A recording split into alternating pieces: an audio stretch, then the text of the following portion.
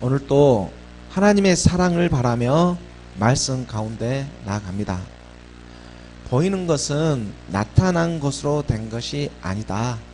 그 말씀에 의지하며, 그렇다면 우리를 향하신 하나님의 뜻이 진정으로 무엇인가, 그리고 또 그 뜻이 어디에 있는지 구하며 나아갑니다. 보이는 것이 전부가 아닌 이 세상 가운데 진정 우리는 무엇을 구하며 붙잡고 살아가야 하는지 하나님께 한번 정직하게 물으며 나아갑니다. 에레미야 33장 3절의 말씀입니다. 에레미야 33장 말씀에 너는 내게 부르짖으라. 내가 내게 응답하겠고 내가 알지 못하는 크고 은밀한 일을 내게 보이리라. 믿음 안에서 지식으로는 잘 알고 이렇게 잘할 것 같은데 이것이 몸으로는 잘 순종되어지지가 않습니다. 이렇게 몸으로 순종되어지지 않는 우리의 모습을 있는 그대로 우리가 발견해 가면서 하나님께 올려놓고 하나님의 긍휼하신 사랑을 바라며 말씀 앞으로 나아가기를 원하는 것입니다. 에레미야 29장 11절의 말씀에 이렇게 우리에게 위로하고 계십니다. 여호와의 말씀이니라. 너희를 향한 나의 생각을 내가 아나니 평안이요 재앙이 아니니라. 너희에게 미래와 희망을 주는 것이니라. 궁극적으로 하나님의 사랑을 우리는 너무나 잘 알고 있습니다. 궁극적인 하나님의 사랑을. 하나님은 우리에게 재앙을 주시려고 하는 것이 아니라 평안이요 미래와 위로, 위안을 주시고자 하나님은 우리의 모든 것을 지금 사용하고 쓰고 계신다는 사실입니다. 우리는 이 말씀을 믿습니다. 그러므로 지금 우리가 어떠한 상황과 여건 가운데 처해져 있다고 할지라도 이 믿음을 붙잡고 예수는 그리스도, 이 만고의 불변의 진리 가운데 살아가기를 원하는 것입니다.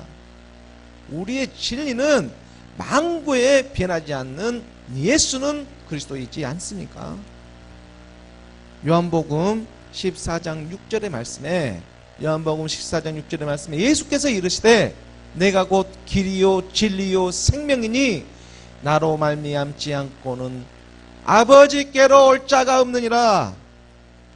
우리가 지금 말씀을 듣고 예배로 이렇게 모이는 것은 다 아버지께 다가가기 위한 여정입니다. 그래서 우리가 오늘 찬양을 하며 말씀을 또 듣고 이렇게 기도하며 나아가는 것입니다. 왜 그렇습니까? 왜냐하면 아버지께 영생이 있기 때문입니다. 길이요 진리요 생명이니 나로 말미암지 않고는 예수 그리스도를 믿음으로 말미암아 영생이신 영원한 나라에 들어갈 수가 있기 때문입니다.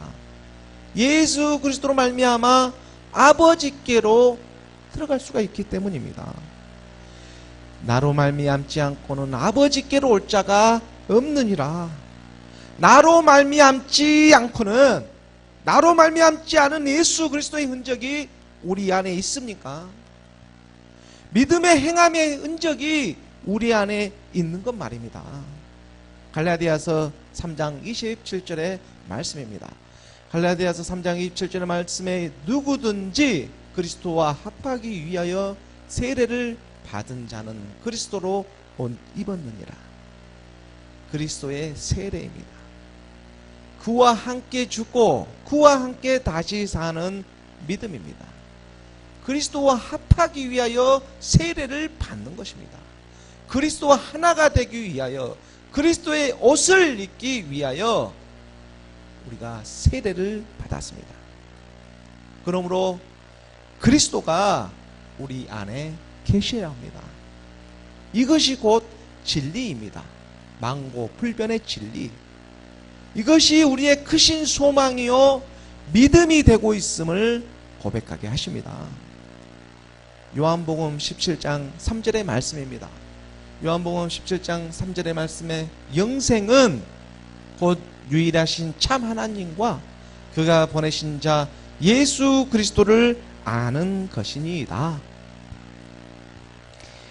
예수 그리스도를 안다고 해서 무작정 신화와 족보와 철학으로 그렇게 아는 것이 아닙니다. 마음이 아니라 머리로 아는 그러한 것은 우리 삶의 지식은 될지언정 영원한 생명이 될 수가 없습니다. 우리 마음의 중심에 그리스도가 있는지, 그 그리스도가 영원하신 아버지의 말씀을 받을 수가 있기 때문입니다. 그리스도가 하나님의 말씀을 받습니다. 우리의 정욕이 살아서는 하나님의 말씀을 제대로 받을 수가 없습니다. 로마서 8장 11절의 말씀입니다. 로마서 8장 11절의 말씀에 예수를 죽은 자 가운데서 살리신 이의 영이 너희 안에 거하시면 그리스도 예수를 죽은 자 가운데서 살리신 이가 너희 안에 거하시는 그의 영으로 말미암아 너희 죽을 몸도 살리시리라. 예수를 죽은 자 가운데서 살리신 이의 영이 너희 안에 거하시면, 예수를 죽은 자 가운데 살리신 이의 영이 우리 안에 믿음으로 자리하고 계십니다. 예수가 십자가에 죽으시고 하나님께서 주와 그리스도가 되게 하시지 않았습니까? 우리는 그와 함께 죽는 믿음으로 말미암아 하나님의 영이 우리에게 임하게 하시는 것입니다. 그러므로 예수를 죽은 자 가운데서 살리신 이의 영이 종국의 우리의 전책성을 깨닫게 하시고, 양파의 껍질을 벗겨가듯이 본질상 진노의 자녀였던 우리가, 죄 많고 그 허물 많은 우리가 예수 그리스도로 말미암아, 말씀으로 말미암아 하나님의 자녀가 되었다. 그러므로 이제는 우리 안에 거하시는 그의 영으로 말미암아, 우리 안에 있는 그의 영, 그리스도 예수를 죽은 자 가운데서 살리신 이가 너희 안에 거하시는 그의 영으로 말미암아 결국 마지막에 우리 죽을 몸도 다시 살아나게 하신다는 것입니다.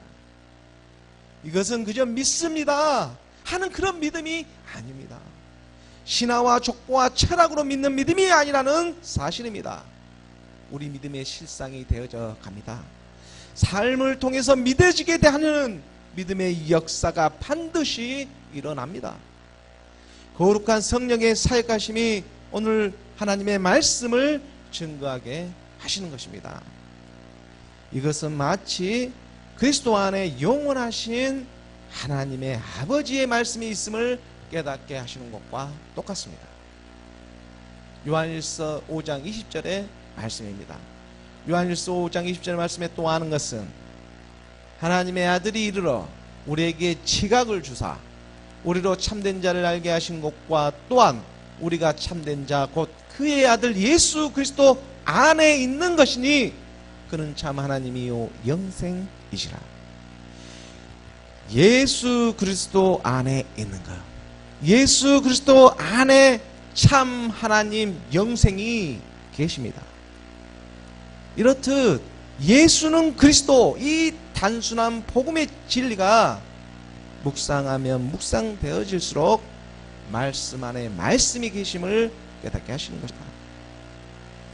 예수 그리스도를 믿는 우리에게 이 색깔이 덧입혀지듯이 말씀이 육신으로 오신 참 하나님을 더욱 사모하게 하시는 것입니다. 영생의 말씀이 아버지께 있습니다.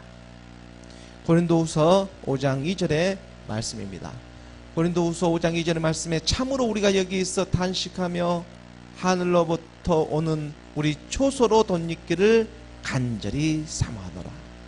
하늘로부터 오는 우리의 초소를 덧입기를 간절히 사모한다. 우리의 초소는 무엇으로 밝히 알게 되어지는 것입니까?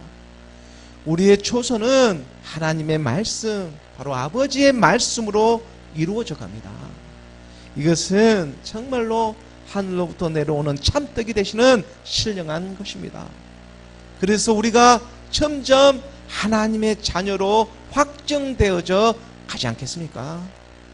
마지막 순간까지 하나님의 말씀을 놓지 않게 하시는 것입니다. 마지막 순간까지. 그러므로 말씀과 기도를 놓지 않고 한 걸음 한 걸음 하나님의 말씀 앞에 다가가는 저와 여러분이 되기를 예수 그리스도의 이름으로 간절히 소망합니다. 오늘 본문의 말씀으로 들어갑니다. 오늘 본문의 말씀 사도행전 18장 12절의 말씀입니다. 함께 봉독하겠습니다. 시작. 갈리오가 아가야 총독되었을 때에 유대인이 일제히 일어나 바울을 대정하여 법정으로 데리고 가서 사도 바울이 고린도에서 2차 전도 기간 동안에 1년 6개월을 고린도에 머물면서 하나님의 말씀을 가르치고 있었습니다. 고린도는 아가야의 이런 수도로서 항구 도시이지 않습니까? 당시 그 상업과 무역이 발달된 도시였기 때문에 부자들이 참 많이 모여 살았습니다. 그리고 또 그 비너스 여신을 숭배하면서 그 많은 그러한 음란과 태폐, 이런 부도덕한 일들이 자연스럽게 도시 곳곳에서 만연한 그러한 지역이었습니다. 오늘날 경제지상주의라고 하면서 돈이라면 무엇이든지 다 할 수 있다는 이러한 논리가 얼마나 팽배한 그러한 시대에 살아가고 있습니까? 약 2000년 전에 이 고린도의 모습이나 오늘 살아가고 있는 우리 삶의 모습이나 별반 차이가 없어 보이는 것입니다. 이러한 시대에 정말 하나님의 말씀은 가려져 있고 잠다운 그리스도의 말씀을 전하는 사람들은 많지가 않다는 것입니다. 아모스 8장 11절의 말씀에 마지막 때 우리의 모습을 보여주지 않습니까? 주 여호와의 말씀이니라. 보라, 날이 이를지라. 내가 기근을 땅에 보내리니 양식이 없어 주림이 아니며 물이 없어 가람이 아니요 여호와의 말씀을 듣지 못한 기갈이라. 마지막 때에 우리의 모습이지 않겠습니까? 하나님께서 이 땅에 기근을 보내주고 계십니다. 하나님께서. 그런데 그 기근이 무엇입니까? 기근은 헐벗고 못 먹고 이러한 것인데 왜 하나님께서 그걸 보내주고 계시는 것입니까? 왜 기근을 보내주고 계시는 것이냐고요. 양식이 없어. 그리고 또 말씀하십니다. 양식이 없어 주림이 아니요 물이 없어 가람이 아니라고. 어떻게 이해해야 하는 것입니까? 서점을 한번 가보십시오. 얼마나 하나님과 관련된 책들이 쏟아져 나오고 있습니까? TV를 한번 보십시오. 인터넷을 한번 보십시오. 차고 넘치는 것이 하나님의 말씀입니다. 그런데 왜 기근입니까? 쓰임만 받고 버림을 받아서는 안 됩니다. 그래서 선포합니다. 여호와의 말씀, 영생의 말씀을 듣지 못하고 있기 때문입니다.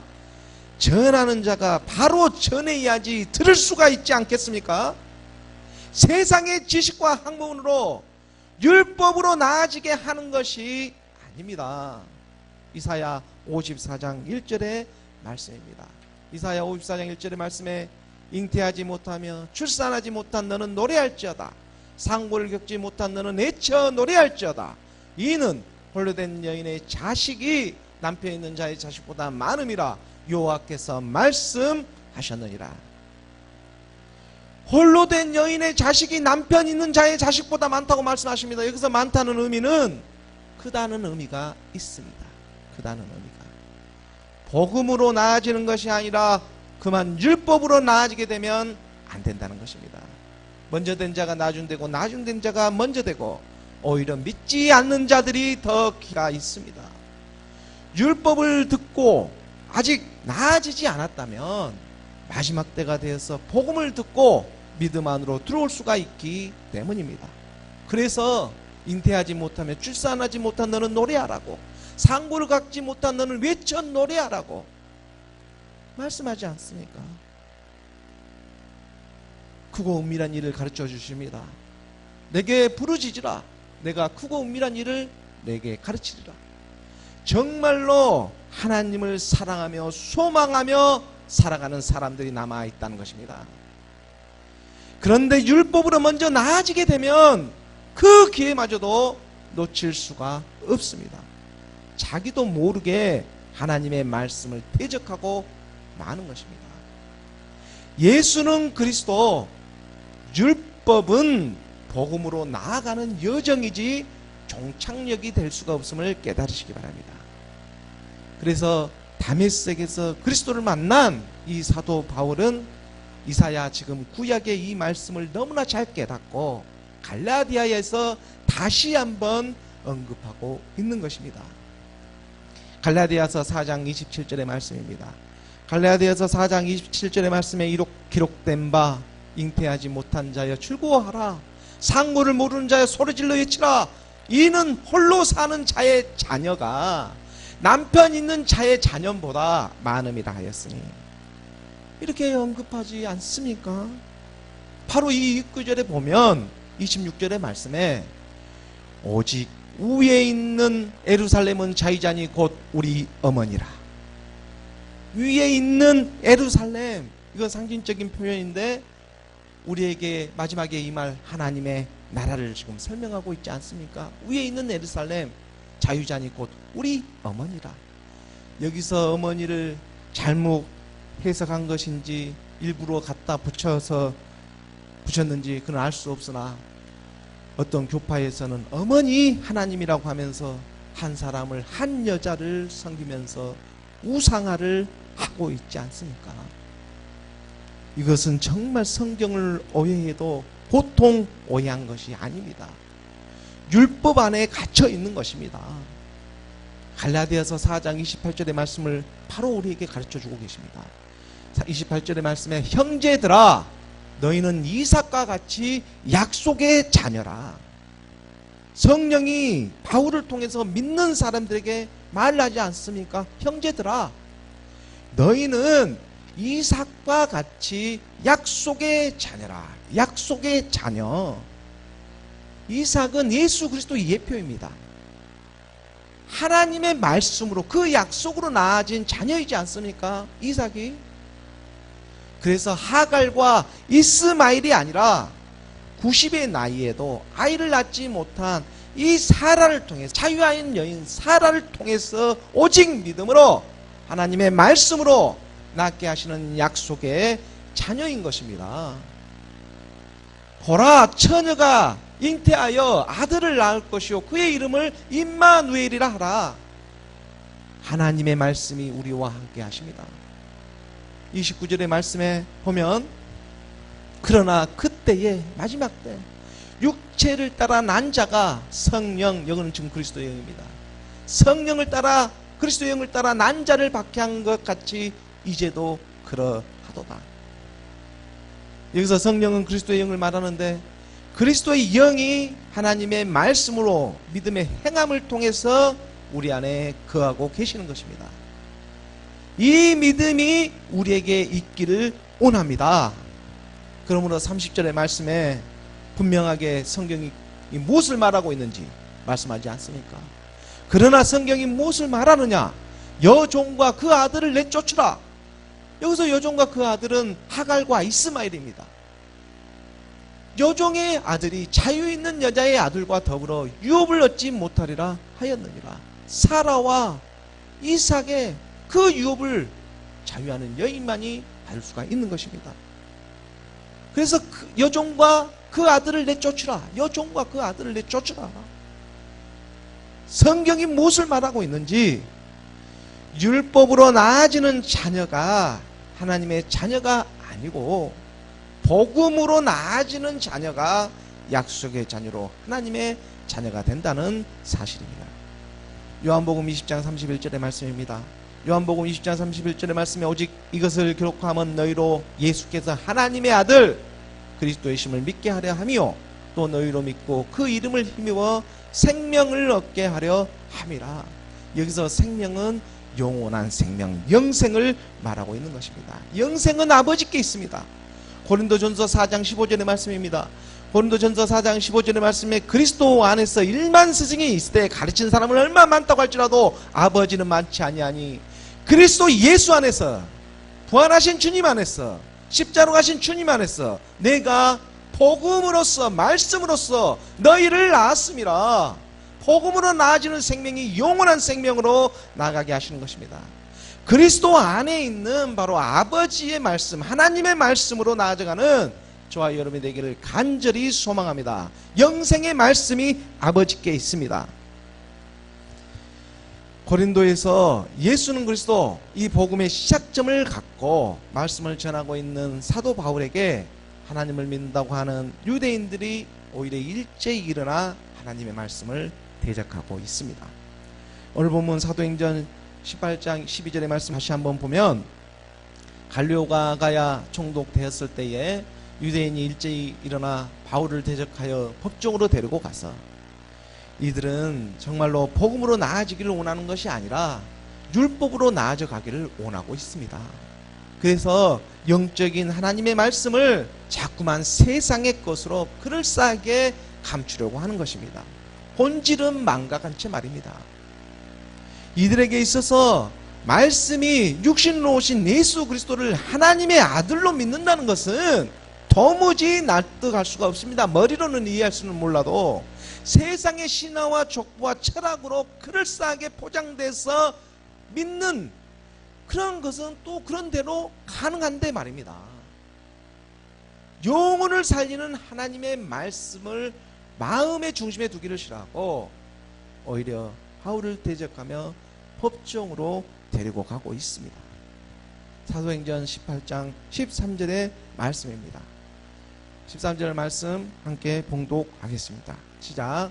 말하되 이 사람이 율법을 어기면서 하나님을 경외하라고 사람들을 공언한다 하거늘.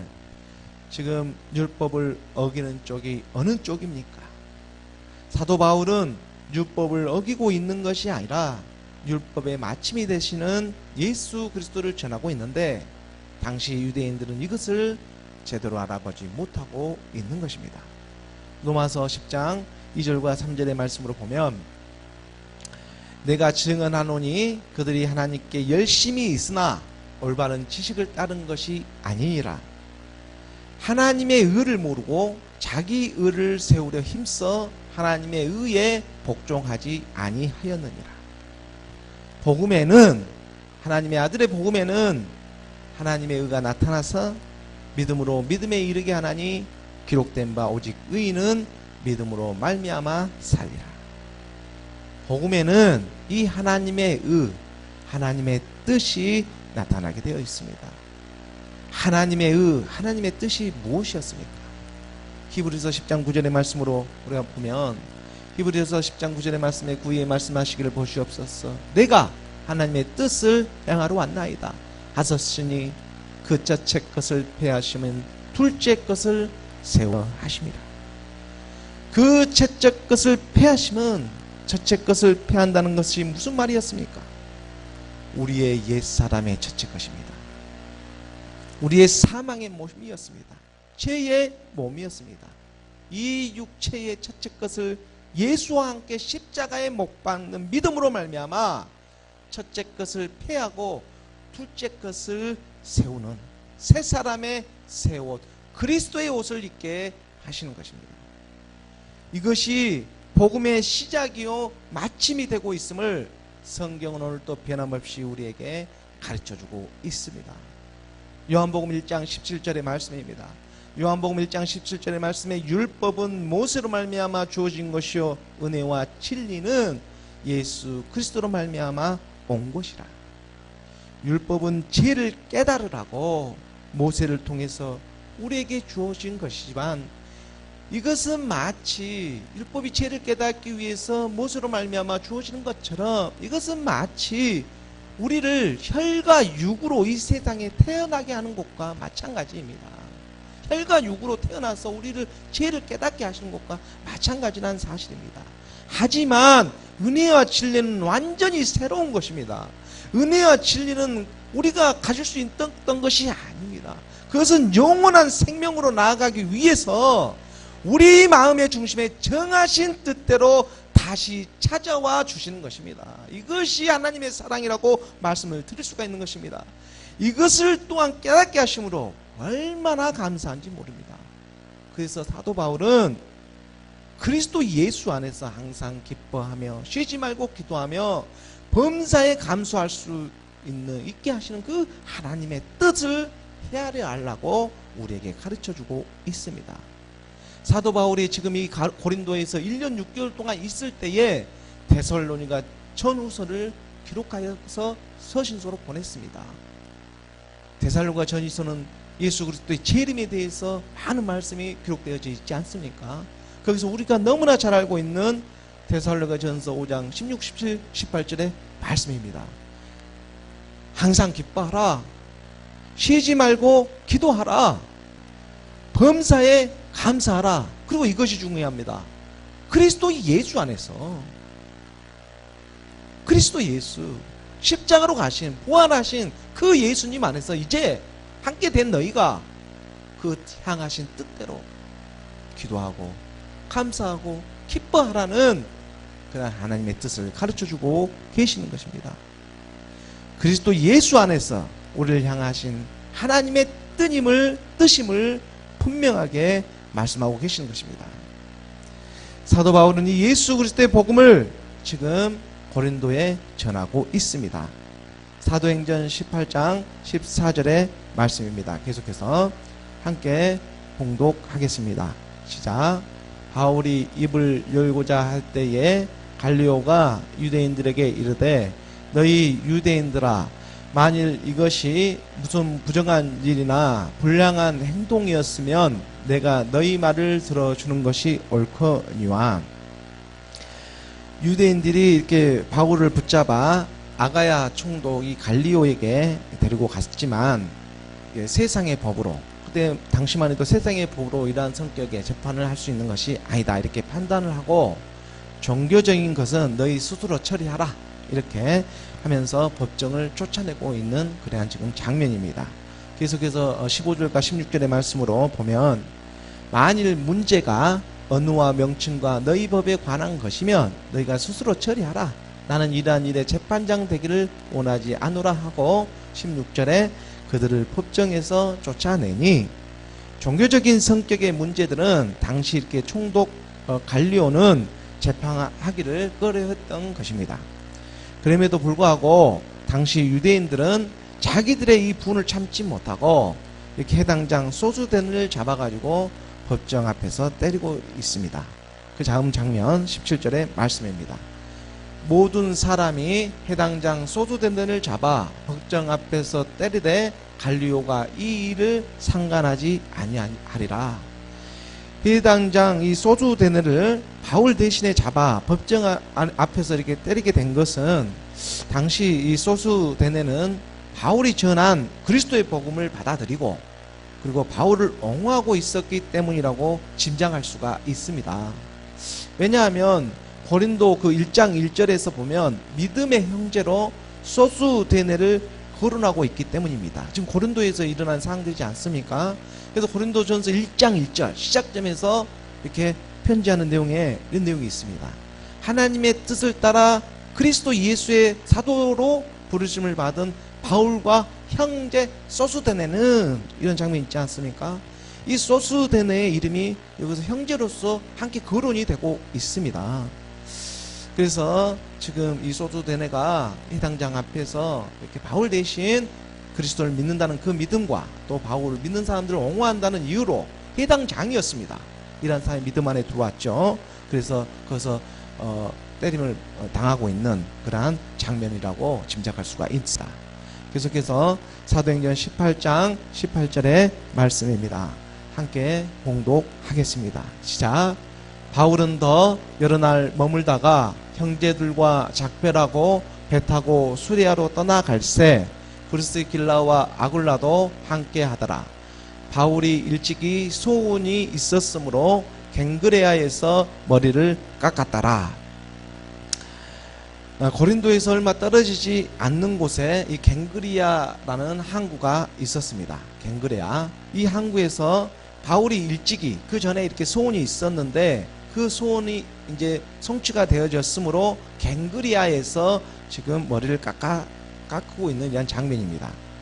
바울의 그러한 소원이 어떠한 소원이었는지 또 정확히 성경에서는 이렇게 기록되어져 있지는 않지만, 지금 2차 전도 여행의 마무리 단계에서 무사하게 이렇게 복음을 전하게 하여 주심에 감사함으로, 그 소원함에 감사함으로 이렇게 머리를 깎지 않았을까 하는 그런 생각을 해봅니다.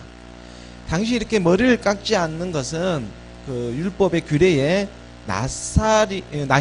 나시린의 이런 소원처럼 일시적으로 머리를 깎지 않고 소원이 이루어진 다음에 그 머리를 깎는 나시린의 이러한 규례가 있었습니다.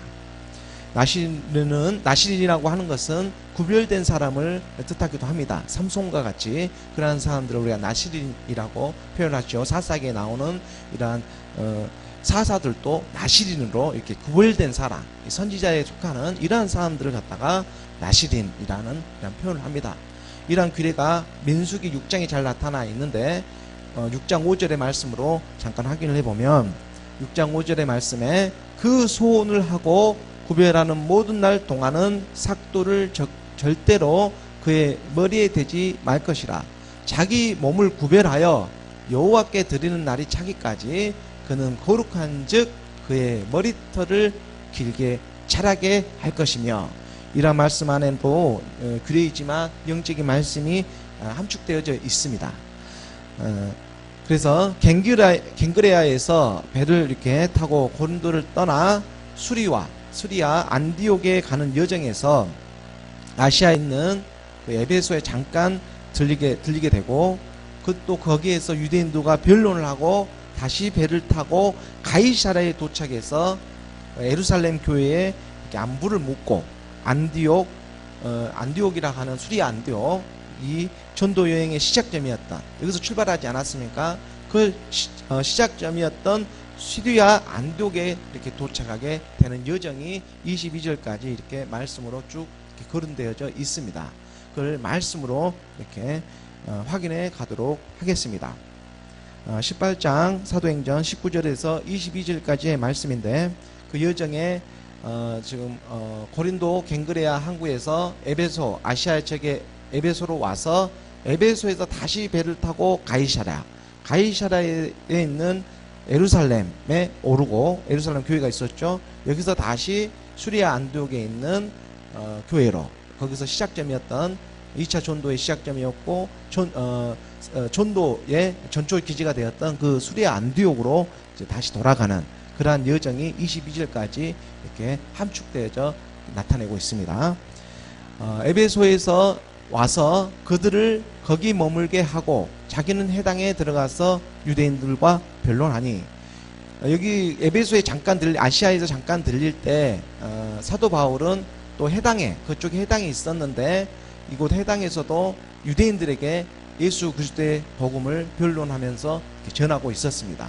그리고 20절에 여러 사람이 더 오래 있기를 청하되 허락하지 아니하고, 지금 에베소에 있는 사람들이 이 말을 듣고 좀 더 오랫동안 머물러 달라, 말씀을 더 듣고 싶다 했는데, 사도 바울은 여정이 있었고 성령의 인도하심을 받고 나아가기 때문에 이 에베소는 3차 전도 여행 때 들려서 참으로 신령한 하나님의 말씀을 전하는 그러한 곳으로 이게 나타납니다. 그래서 우리가 그때 그 여정에서 예수 그리스도의 복음을 그 안에서 또 살펴보는 그러한 시간을 갖도록 하겠습니다. 지금 사도 바울의 여정, 전도 지역을 이렇게 쫓아가다 보면 데살로니가라든가 빌립보라든가 고린도라든가 여러 지역에 그렇게 다니면서 복음을 전했던 그런 모습을 발견되어지고, 우리는 또한 하나님의 말씀으로 서신서를 통해서 그 안에 있던 풍성한 또 이러한 나타내고자 하는 하나님의 뜻을 우리는 그 요정과 함께 이렇게 살펴볼 수가 있는 것입니다. 그래서 21절의 말씀에 보면 작별하여 이르되 만일 하나님의 뜻이면, 항상 물어보죠. 너희에게 돌아오리라 하고 배를 타고 에베소를 떠나, 지금 에베소를 떠나 가이사랴 항구로 지금 이렇게 떠나오고 있습니다. 그래서 22절에 말씀에 가이사랴에 상륙하여 올라가 교회, 이 올라가 교회라는 것은 예루살렘 교회를 나타내고 있죠. 왜 그러냐면 예루살렘이 이렇게 높은 이렇게 산지에 위치하고 있었기 때문에 올라간다는 이렇게 표현을 합니다. 위로 이렇게 올라간다. 그래서 안부를 본 후에 안디옥으로 이렇게 내려가는 것이죠. 안디옥으로 내려가는 것은 지도상으로 보면 윗지역에 있지만 이제 이렇게 나타내기에는, 표현하기에는 위에 예루살렘 교회가 있었기 때문에 이렇게 내려간다는 표현으로 안디옥, 지금 이 안디옥은 수리아 안디옥, 복음의 전초기지였던 그런 수레아 안디옥으로 다시 복귀하는 그러한 모습을 우리는 성경의 말씀에서 살펴볼 수가 있습니다. 여기까지 해서 사도 바울의 제2차 전도 여행이 마무리가 되었습니다. 사도행전 18장 22절까지 와서, 그리고 이제 얼마 동안 있다가 세 번째 전도 여행을 준비하게 됩니다. 그리스도 이영에 붙잡힌 바가 되어서 거룩한 이런 성령의 사역하심이 사도 바울을 지금까지 움직이게 하고 있었습니다. 오늘날 세상을 살아가는 우리도 물질에만, 눈에 보이는 것에만 너무 사로잡혀 살아가는 것이 아니라 영생의 말씀이 아버지께 있음을 깨닫고 그 하나님의 말씀에 사로잡혀 가지고 살아가는 저와 여러분 우리 모두가 되기를 간절히 소망합니다. 영생의 말씀이 그리스도 안에 계시는 아버지께 있었습니다. 기도하겠습니다.